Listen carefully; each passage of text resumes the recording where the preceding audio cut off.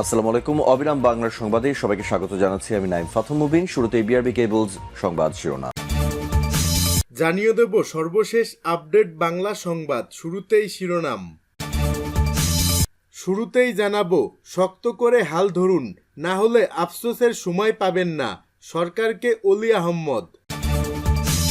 এদিকে দু একদিনের মধ্যে সুখবর আসছে জামায়াতের আমির। থাকছে ভারত হিন্দুদের দাবারগুটি হিসেবে ব্যবহার করছে বলে মন্তব্য করলেন জীবনকান্তি সরকার। আরও জানাবো ভারতের সাথে বাংলাদেশের গত 15 বছরের সকল চুক্তি বাতিলের দাবি করা হয়েছে আসিফ নজরুল। এবং সর্বশেষ জানাবো ভারতের আগ্রাসন কোনোভাবেই মেনে নেওয়া হবে না, থাকছে বিস্তারিত প্রতিবেদন। এতক্ষণ শুনছিলেন সংবাদ শিরোনাম, এখন থাকছে বিস্তারিত। শক্ত করে হাল ধরুন, না হলে আফসোসের সময় পাবেন না, সরকারকে অলি আহম্মদ। অন্তর্বর্তী সরকারের প্রধান উপদেষ্টা ডক্টর মোহাম্মদ ইউনূসের উদ্দেশ্যে লিবারেল ডেমোক্রেটিক পার্টির সভাপতি কর্নেল অলি আহম্মদ বলেছেন, শক্ত করে হাল ধরুন, না হলে পরে আফসোস করার সময় পাবেন না।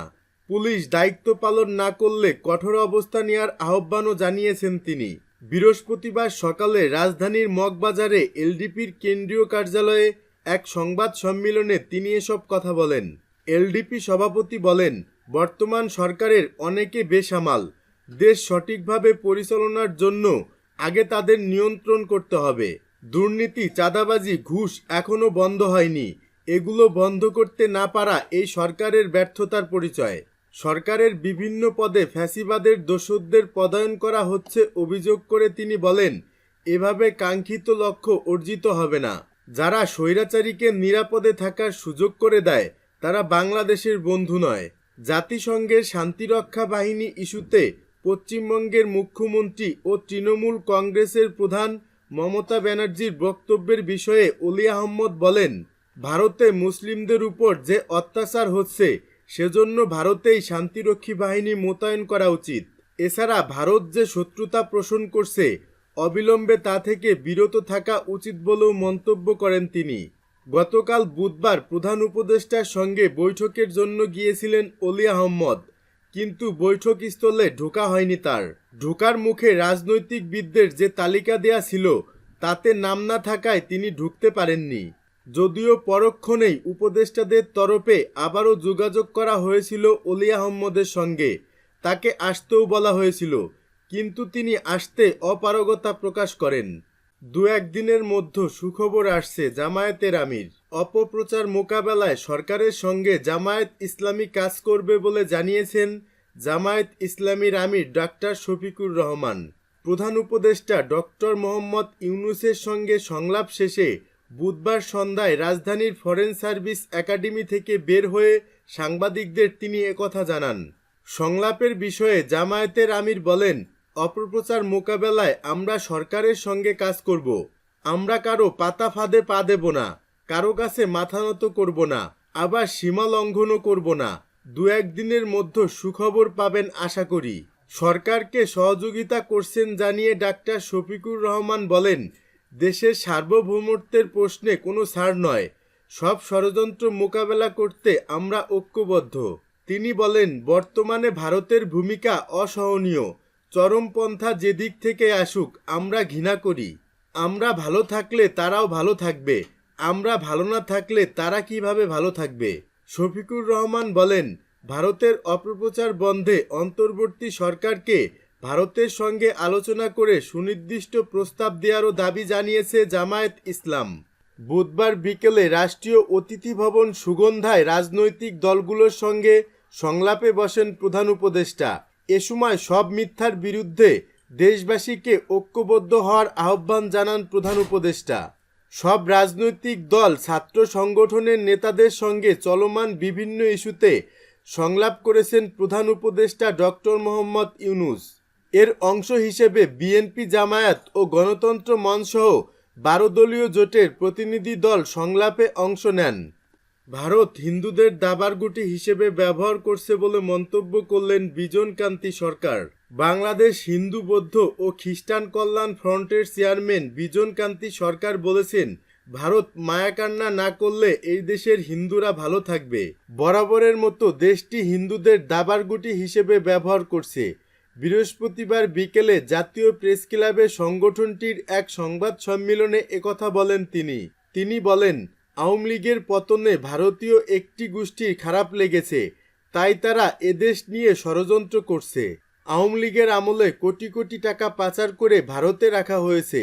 সেই টাকা দিয়ে ভারতীয় মিডিয়ার মাধ্যমে বাংলাদেশকে খাটো করা হচ্ছে। তিনি আরও বলেন, 5 আগস্টের পর কিছু এলাকায় রাজনৈতিক গোলযোগ হয়েছে। ইসকনের বহিষ্কৃত একটি অংশকে দিয়ে ষড়যন্ত্র করা হচ্ছে।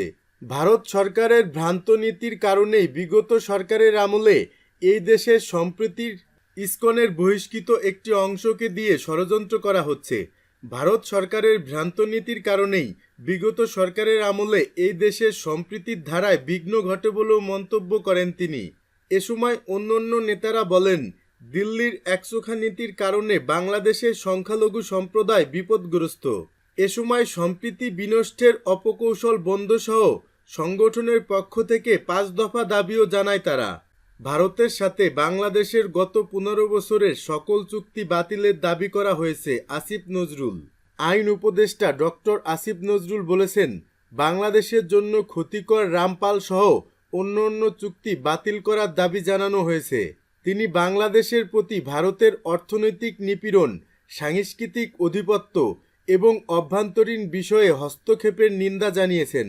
তিনি ভারতকে বাংলাদেশের প্রতি সৎ এবং মর্যাদাশীল প্রতিবেশী হিসেবে আচরণ করার আহ্বানও জানান।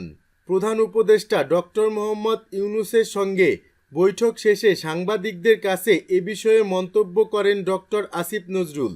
তিনি বলেন, বৈঠকে বিদেশি সাংবাদিকদের দেশে নিয়ে আসার পরামর্শ দেওয়া হয়েছে এবং যোগাযোগ ও আইন দক্ষতা বাড়ানোর কথাও বলা হয়েছে। এছাড়া গত 15 বছরে ফ্যাসিস্ট সরকারের সময়ে ভারতের সঙ্গে হওয়া চুক্তি প্রকাশ করার দাবি জানানো হয়েছে। আইন উপদেষ্টা আরও বলেন, ভারত বাংলাদেশ বিরোধী অপপ্রচার চালাচ্ছে। তার বিরুদ্ধে দেশের সকল সম্প্রদায়ের ঐক্যবদ্ধ ভূমিকার প্রশংসা করা হয়েছে এবং সাম্প্রদায়িক সম্প্রীতি অটুট রাখার প্রত্যয় ব্যক্ত করা হয়েছে। তিনি বলেছেন, দেশের স্বার্থে সবাই একত্র হয়ে ভারতের অপপ্রচার ও উস্কানির বিরুদ্ধে লড়াই করবে। ডক্টর আসিফ নজরুল আরও জানান, প্রস্তাব এসেছে গোটা জাতি ঐক্যবদ্ধ হয়ে ভারতের অপপ্রচার মোকাবেলা করতে পারে এবং এই জন্য রাজনৈতিক কাউন্সিল বা নিরাপত্তা কাউন্সিল গঠন করা যেতে পারে। তিনি বলেন, মত পথ বা আদর্শের ভিন্নতা থাকতে পারে, কিন্তু দেশ সার্বভৌমত্ব এবং অস্তিত্বের প্রশ্নে সবাই এক। প্রধান উপদেষ্টা ডক্টর মোহাম্মদ ইউনূসের আমন্ত্রণে অনুষ্ঠিত বৈঠক থেকে ভারতে বাংলাদেশের হাই কমিশনে হামলা, অভ্যন্তরীণ বিষয় হস্তক্ষেপ এবং বাংলাদেশ বিরোধী প্রচারণার তীব্র নিন্দা জানানো হয়েছে। এসব ঘটনার বিরুদ্ধে শক্তিশালীভাবে প্রতিরোধ করার প্রস্তাবও এসেছে বৈঠকে। প্রধান উপদেষ্টা ডক্টর মোহাম্মদ ইউনূসের সঙ্গে বৈঠকে দেশের স্বাধীনতা, সার্বভৌমত্ব, অস্তিত্ব ও মর্যাদার প্রশ্নে রাজনৈতিক দলগুলো ঐক্যবদ্ধ থাকার ঘোষণা দিয়েছে বলেও জানিয়েছেন আইন উপদেষ্টা অধ্যাপক আসিফ নজরুল। ভারতের আগ্রাসন কোনোভাবেই মেনে নেওয়া হবে না। ভারত আমাদের উপর আগ্রাসন চালাবে আর আমরা তা মেনে নেব, এটা হতে পারে না বলে মন্তব্য করেছেন বাংলাদেশ সুপ্রিম কোর্ট পার্টির মহাসচিব আব্দুল আজিজ সরকার। বৃহস্পতিবার প্রেস ক্লাবের সামনে বাংলাদেশ সুপ্রিম কোর্ট পার্টির উদ্যোগে আগরতলায় হিন্দু সংগ্রাম সমিতির বাংলাদেশের সহকারী দূতাবাসে হামলা, জাতীয় পতাকার অবমাননা ও ভারতের মিডিয়ায় বাংলাদেশ বিরোধী অবিরাম মিথ্যা প্রচারণার প্রতিবাদে বিক্ষোভ সমাবেশ ও মিছিলে তিনি এ মন্তব্য করেন। তিনি বলেন, ভারত আমাদের বড় প্রতিবেশী, আমাদের স্বাধীনতা যুদ্ধে সহযোগিতা করেছে, তার জন্য আমরা ভারতের কাছে কৃতজ্ঞ। তার মানে এটা নয় যে ভারত আমাদের উপর আগ্রাসন চালাবে, যখন যেভাবে ইচ্ছা আমাদের আবেগ অনুভূতি নিয়ে খেলবে, আন্তর্জাতিক আইন লঙ্ঘন করবে, পূর্ব সতর্কতা ছাড়া বাদ ছেড়ে দিয়ে আন্তর্জাতিক আইন লঙ্ঘন করবে, পূর্ব সতর্কতা ছাড়া বাদ ছেড়ে দিয়ে আমাদের দেশকে পানির নিচে তলিয়ে দেবে, আবার শুষ্ক মৌসুমে পানি বন্ধ করে রাখবে, সীমান্তে পাখির মতো গুলি করে মানুষ হত্যা করবে। এটা হতে পারে না। আমরা সমগ্র জাতি আজ ঐক্যবদ্ধ। কোনোভাবেই আপনারা আমাদের উপর আগ্রাসন চালানোর চিন্তাও করবেন না। তিনি আরও বলেন, আমরা মনে করি ভারত আমাদের বন্ধু রাষ্ট্র। আপনাদের কাছ থেকে আমরা বন্ধুত্বপূর্ণ আচরণ কামনা করি। ভারত বাংলাদেশের সম্পর্ক হতে হবে সর্বক্ষেত্রে সমতা ও ন্যায্যতার ভিত্তিতে। এই দেশের জনগণ আপনাদেরকে প্রভুর ভূমিকায় দেখতে চায় না। আপনারা বড় প্রতিবেশী, তাই আপনাদের দায়িত্বও বেশি। আমরা আপনাদের কাছ থেকে দায়িত্বশীল আচরণ দেখতে চাই। মনে রাখবেন, এদেশের জনগণ উগ্রতা, হটকারিতা পছন্দ করে না। বাংলাদেশের মুসলিম, হিন্দু, বৌদ্ধ, খ্রিস্টান আমরা এক ও অভিন্ন। এই দেশে আমরা যুগ যুগ ধরে হিন্দু মুসলিম ঐক্যবদ্ধ থেকে দৃঢ় সম্প্রীতির বন্ধনে আবদ্ধ হয়ে আছি।